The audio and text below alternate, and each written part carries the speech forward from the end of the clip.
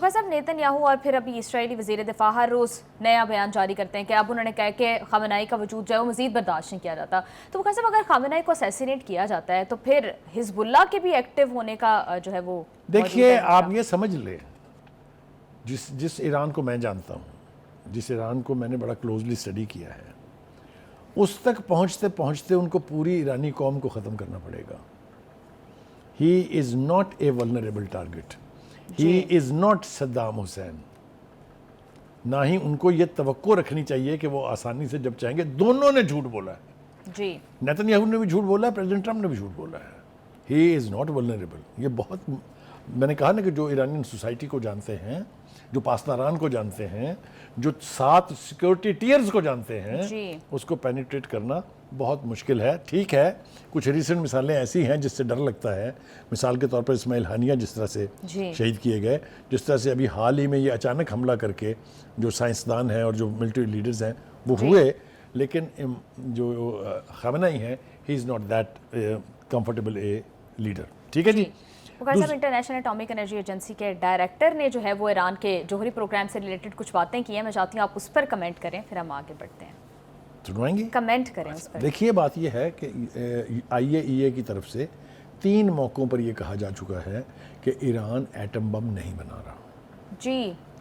अभी ये जो लेटेस्ट स्टेटमेंट आया है वो ये है कि तमाम तर शवाहद को मद्देनज़र रखते हुए हम यकीन से ये कह सकते हैं कि ईरान एटम बम नहीं बना रहा था जी।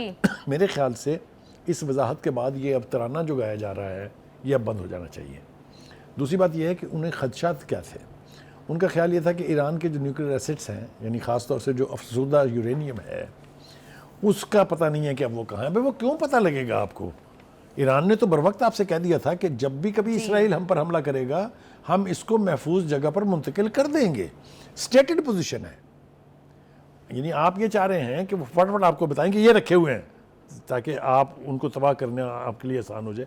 ऐसा बिल्कुल होने नहीं जा रहा है। साहब, क्या लगता है कि ईरान कर सकता है मुंतकिल अगर हमला किया जाता है तो? कर चुके हैं, कर सकता क्या मतलब है?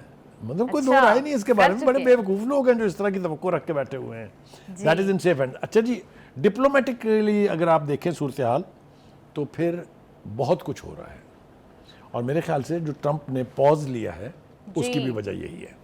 पहली इब्तिदा तो ये हुई कि 3 यूरोपियन फॉरेन मिनिस्टर जो हैं, जिनमें बरतानिया, जिसमें जर्मनी और फ्रांस के वज़ीर ख़ारजा शामिल हैं, वो ईरानियन फॉरेन मिनिस्टर के साथ कल जनीवा के अंदर जौहरी मुज़ाकरात का आगाज़ कर रहे हैं।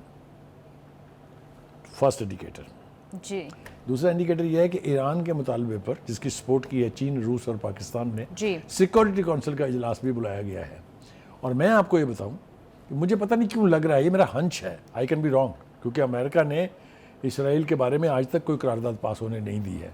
मेरे ख्याल से कुछ ऐसी करारदाद पास होने जा रही है जिससे इस कॉन्फ्लिक्ट का कोई रास्ता निकाला जाएगा, कि बजाय इसके कि ये तोपें और बम और मिसाइल चलते रहें, क्यों ना टेबल के ऊपर बैठ के कोई हल निकालने की कोशिश की जाए। आपको मैं याद दिला दूं कि 5 मरतबा जनरल असेंबली, जिसमें तमाम अरकान वोट देते हैं, कसरत राय से रेजोल्यूशंस पास हो चुकी हैं condemning Israel for its acts in Gaza. जी साहब, यही मेरा पॉइंट है कि जितनी दफ़ा भी इसराइल के अगेंस्ट रेजोल्यूशन पास होती है तो अमेरिका उसको वीटो कर देता है। तो यूएन में अगर कोई भी रेजोल्यूशन इस हवाले से भी पास होगी तो अमेरिका उसको वीटो कर देगा। लेकिन अगर उसमें अमेरिका के प्रेसिडेंट ट्रंप की मर्जी शामिल होगी तो फिर कौन करेगा उसको?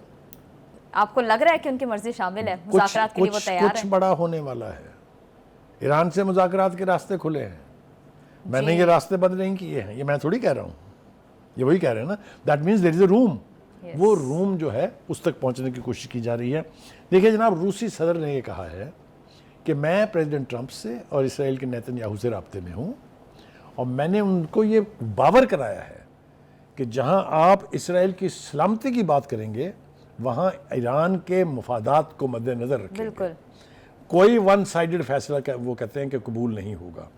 दूसरी तरफ चीन ने ईरान इसराइल जंग में अमरीकी मुदाखलत की मुखालफत कर दी है। उनका under no circumstances can you interfere in the war.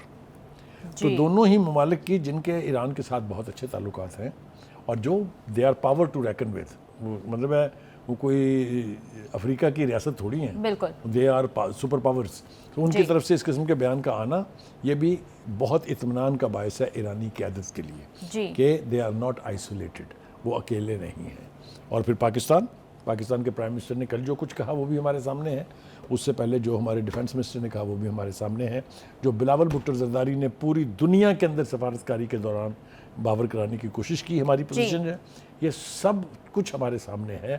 تو ایران کئی اعتبار سے تنہا نہیں ہے. جی بخاری صاحب, بات یہ ہے کہ ابھی UN کے جنرل سیکرٹری نے بھی یہ بات کی تھی کہ تصادم جو ہے وہ عالمی رخ اختیار کر سکتا ہے. آپ کو کیا لگتا ہے کہ اگر مذاکرات نہیں ہوتے اور یوں ہی جو ہے وہ جنگی محاذ پر بات جاری رہتی ہے تو کیا ورلڈ وار 3 شروع ہو سکتی ہے؟ دیکھیے, وہ میں سمجھتا ہوں کہ جس طرح کی ڈیولپمنٹس ہو رہی ہیں, ورلڈ وار 3 کے امکانات تو مدھم ہوتے جا رہے ہیں, بہت معدوم ہوتے جا رہے ہیں. لیکن وہ پھر مجھے ایک دفعہ وہ جس کو کہتے ہیں چڑ آئی ہے, وہ یہ کہ نیتنیاہو نے ہسپتال کے بارے میں جو حوالہ شروع کیا ہے, 34 ہاسپٹل تھے غزہ میں جہاں مظلوم بچے, پیدا ہوئے ہوئے بچے, نومولود بچے, جہاں پر خواتین, حاملہ خواتین, اس کے اوپر بمبوں کی بارش کر کے ان ہاسپٹل کو تباہ کرنے والا بے غیرت پوچھ رہا ہے کہ یہ ہسپتال کے اوپر اٹیک کیوں کر دیا ہے. وہ تو میں نے ایران کی وضاحت تو آپ کو بتا دی ہے, لیکن مجھے نا چڑ آ رہی ہے اس بات پہ کہ تم یاد کرو تم نے کیا کیا تھا. اس کو کہتے ہیں مکافات عملیہ. میں تو پاکستان میں تو ایک خاص پارٹی کے حوالے سے کہتا ہوں, لیکن یہ میں باور کرانا چاہتا ہوں نیتنیاہو کو, اسرائیل کو, یا آپ کے ساتھ وہی کچھ ہو رہا ہے جو آپ نے خود کسی دوسرے کے ساتھ کیا ہوا ہے.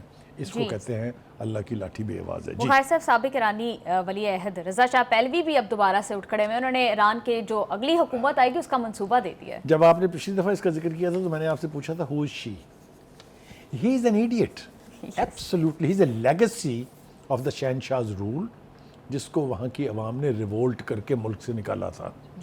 اور ایسے حالات میں نکالا تھا کہ یہ جو اب مامے بنے ہوئے نا اس کے, چاہے وہ امریکہ ہے, چاہے وہ یورپی یونین ہے, چاہے وہ فرانس ہے, انہوں نے اس کا جہاز اترنے کی اجازت نہیں دی تھی جب تک یہ جو سیسی ہیں, یہ جو اس کے ایجپٹ کے جو سربراہ تھے, جب تک انہوں نے ان کی بیٹی کا رشتہ نہیں مانگ لیا.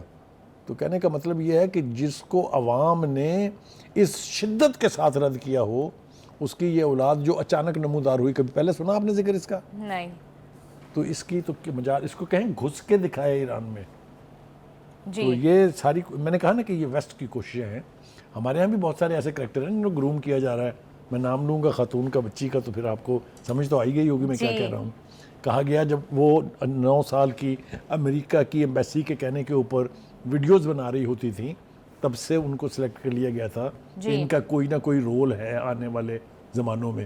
تو یہ اس طرح کی جھکے مارتے رہتے ہیں یورپ والے, زیادہ پریشان ہونے کی. بخاری صاحب, اگر رجیم چینج کی کوشش کی جائے گی تو پھر کیا لگتا ہے کہ رضا شاہ پہلوی کا کوئی چانس ہے؟ کہ میں نے تو آپ کو بتا دیا, جس طرح سے میں نے کہا آپ سے who is she, ان کا کوئی امکان, کہا یہ گھس نہیں سکتے وہاں پر. رجیم چینج, مجھے ڈر ہے کہ وہ جو پلان کیا تھا اسرائیل نے اور نیتنیاہو نے اور امریکہ نے کہ وہ ایران کے رجیم کو چینج کریں گے, مجھے تو لٹیا ڈوبتی نظر آ رہی ہے نیتنیاہو کی, کہ نیتنیاہو بھائی گئے سو گئے. اس لیے جس طرح وہ علی خامنہئی کو ٹارگٹ کر رہے ہیں, اسی طرح سے ایران, حماس, حزب اللہ اور حزیز کا ٹارگٹ ہے نیتنیاہو.